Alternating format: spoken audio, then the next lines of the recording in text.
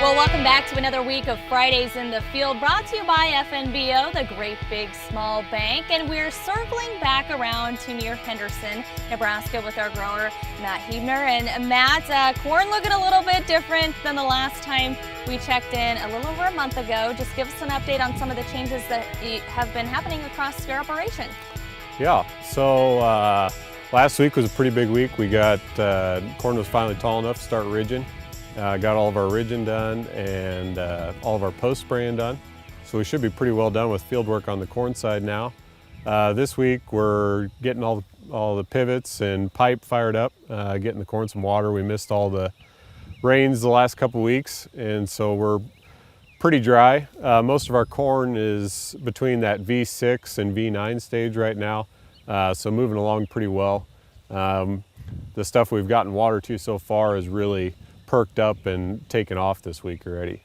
I know the wind certainly played a role last week in drying things down, and then you had those missed rain chances, so everything going. Tell us just a little bit about your irrigation. You did mention, and talking ahead of time, you've got some gravity but a lot of pivots.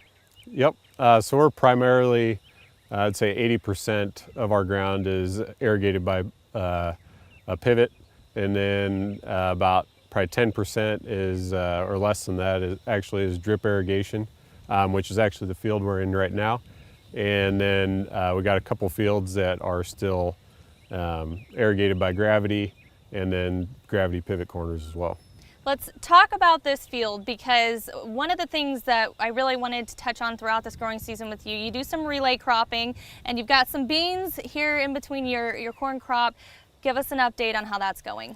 Yep, so just to recap a little bit, we started out, we planted the corn, and then about 2 weeks later we came back and we drilled the soybeans into this field. The corn was just about to emerge at that point, and then got it sprayed, and we caught a rain, and so the beans came up. And so kind of the plan right now is this field is actually drip irrigation, and there's 3 zones throughout it. And so we're going to be doing some nitrogen testing in each of those zones, applying different amounts of nitrogen, and then we should be able to see that on the yield map as we go into harvest then. How are you feeling about this project? You mentioned the beans came up, which is kind of that next hurdle that you got across. So what's next for this field in particular? So right now it's looking a little bit yellow.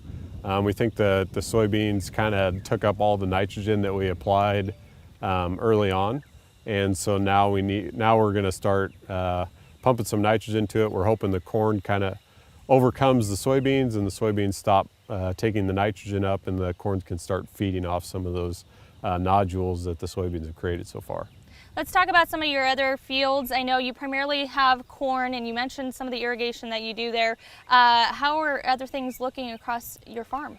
Really good. Little bit of hail and wind damage on a few fields, nothing major by any means. But other than that, underneath the pivots where we've irrigated in the past already, the corn is looking phenomenal. It's grass green and growing like a weed. So obviously the weather is always a big impact and a concern. Do you have other issues that you're concerned about as we move into this part of the growing season?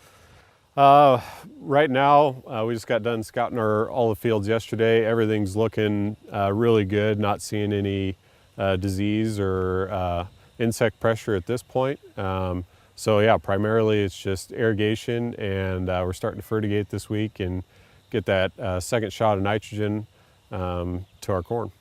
So it'll be about another month, and at that point we may come out and even have some tassels when we talk to you again, kind of lay out what the next month looks like for you. Yep, so like I said, we're gonna start fertigating here this week and get our first shot of nitrogen on, get another shot on this field and try and get the corn to green up a little bit, and then just continue irrigating, get all of our gravity going, and yeah, just the long days of summer.